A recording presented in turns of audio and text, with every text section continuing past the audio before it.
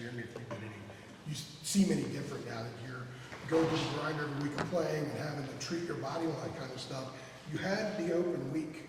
Mm-hmm. Did you do any reflecting about when you returned to Carolina, which you were told would probably be the case for the season, and suddenly you're thrown into it and you're playing a lot, you're dealing with treating the body after a game. Did you do any reflecting during the open week about that? Yes, sir. I mean, that was pretty much a lot of time for me to just really not only think about the team as a whole, but think about me coming in and performing, doing the things that I've been doing.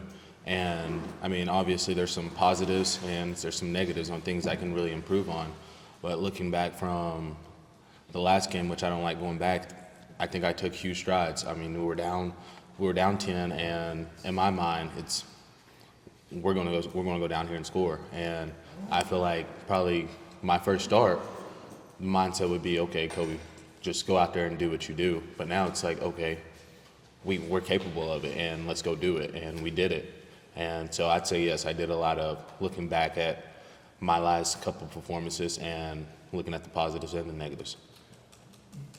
I would imagine before you became the starter, you, like most athletes, you envision yourself how you would be as a starter. Mm-hmm. I would do things this way, that way. What has surprised you about being the guy, now that you've been the guy for 5 weeks or so, about what's the responsibility, the role, about maybe some of the challenges of it, or some things that were maybe easier than you expected?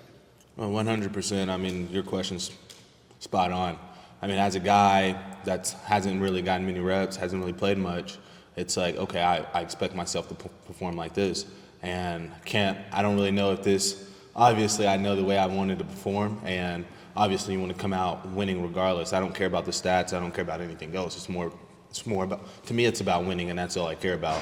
And I hold a lot of stuff on me, and I wish we could come out with those wins, and I put it all on me. I mean, I'm a young quarterback and still trying to figure some things out, which I think I've took huge strides, and I think I'm only going to get better, and the team is only going to get better from here. Jacolby, what was bothering you at the end of the Georgia Tech game? So you're holding your side. Mm-hmm. I mean, I guess you weren't able to get back in there at the end. Like, what were you dealing with? I took a pretty big blow, and for me, it was really a decision, and it was like, okay, do I want to go out there and not be able to give my team 100%? And I didn't want to be that guy, be selfish. And the best Connor was obviously the guy for it, and after that blow, he was the guy. And so I 100% had confidence in him driving us down and hopefully hitting the Hail Mary. But those happen at once and every time. But I just wanted the guy to go out there and just gave us the best chance to complete that ball. Did you get hurt on the throw to Cope at the very end? No, sir. It was in between that drive. I took a blow to my left side, and I was still able to keep going.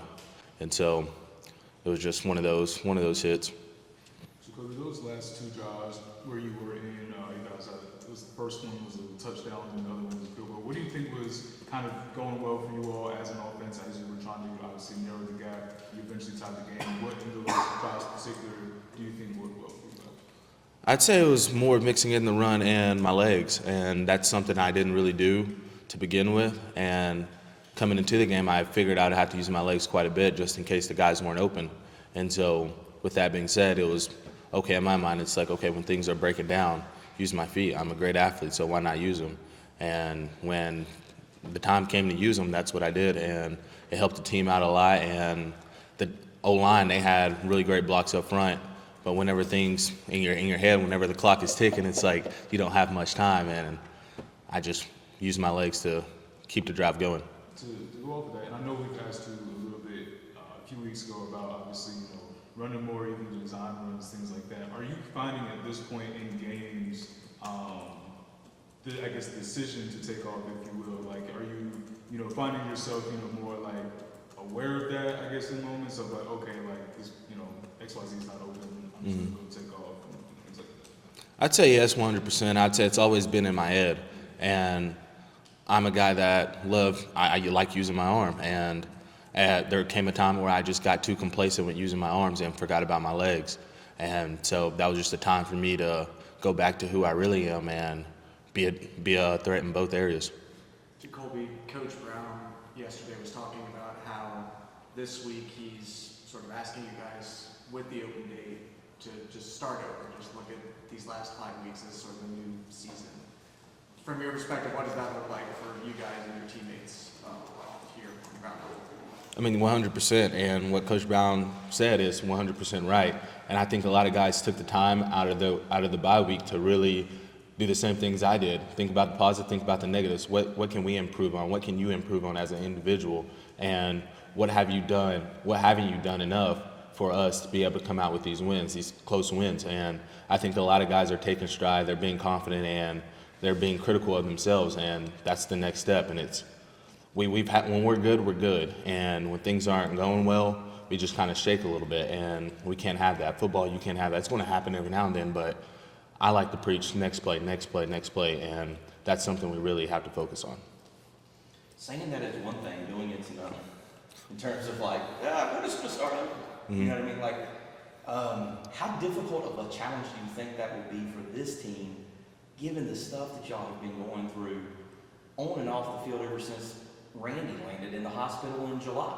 You know what I'm saying? Like, it's been one thing after another. Like, I mean, hitting the reset button might not be the simplest proposition, I'm saying. Like, I mean, what are your thoughts on that? I'd agree with you. I'd say we've had first half of the season we had some adversity we had to get through, and it was good that we had a bye week to really reflect on things. And I think it's a challenge 100%, but it's a challenge every single guy in this building wants to be head-to-head with, and I feel like we all want to be head-to-head with it, and we're going to take it, and we're going to use this second half of the season to do what we want to do and finish out the way we want to finish out. Just on that note, at the Binding, obviously, you were at the Celebration of Life for Ty Lee, and just wanted to ask just your reflections on that. You know, I know you're a really religious guy. Just touch on that, and also what is the team doing kind of keep his memory alive at the end of the season? It's just things. I mean, obviously, what happened to Ty Lee, you hate for a great young man like him to be gone so early. But I'm, like you said, I'm a big believer in Jesus Christ. He's my Lord and Savior, and He doesn't take a good man for no reason. He needed him up there, and I feel like Ty Lee's done what he needed to do here, and he inspired all of us. Inspired not only this building, not only this place, this university, but the world, and that's just something God wanted him to do, and we all see that now. We were all, not saying we're not upset, we're still upset that the passing of him and he's gone, but it's a light for us all, and it's a light regardless of the situation. Is you can't really love someone until they're gone. Love them while they're still here. Have you noticed, have you seen that the Tally situation has brought a lot of faith out in some guys, and you guys have gotten together, there's more of you having moments of faith? Yeah, 100%. It brought some faith in me for when we're down by 10 actually in the game. I took another blow, and it was just one of those things to where the coaches were looking at me and they're like, do this for Tyler, do this for Tyler. So when we're down by 10, I'm in that game, and I'm like, okay, I don't care where I'm hurting at. I'm doing this for Tyler. He's watching over me, and I mean, it was just one of those situations to where it was going to be hard for me to come out of the game regardless of how I was feeling. And I wasn't 100% then, but at the end of the day, I felt like the team needed me, and I wasn't going to give up on them the same way Tyler didn't give up on all of us. A lot of people that never played sports, or certainly at your level, won't really understand what doing it for somebody actually means and how powerful that can be. When you're thinking to yourself, do it for Tyler, and the coaches are saying that to you, how powerful can that feeling be? It's really powerful, and I would say last game was like the first time to where I realized, okay, I've shown him I did a lot of things that would I have done in the beginning of the season? No. And me putting in that perspective really gave me the light to do whatever I wanted to do out there on the field. And I just felt like his strength was carried with me. And that's just something that you can't take back. And words are just another thing, but when you believe it, it's a whole nother thing. Shifting a little bit, we're gonna talk to Kim Rucker here in a little bit. Just want to get your perspective as one of the leaders on the team, like Kim. What have you seen from him, just battling through injury and still maintaining like a vocal presence and leadership role in the team throughout? Can you ask that question again? Sorry. Yeah, totally good. So we're gonna talk with just Kingman a Okay. little bit, him just like you here on the team. He's been battling through some injuries, but wanted to ask just what have you seen from him and his continual leadership throughout all of that? Yeah, so me and Cameron, we came in together, and he's always just been this vocal guy, this guy, if he sees you're lacking or just slacking, and he's going to say something, and that's just something you need in the program. A guy that, regardless of if you're friends or not, he's going to make sure you're not only bettering yourself, but also helping out the team.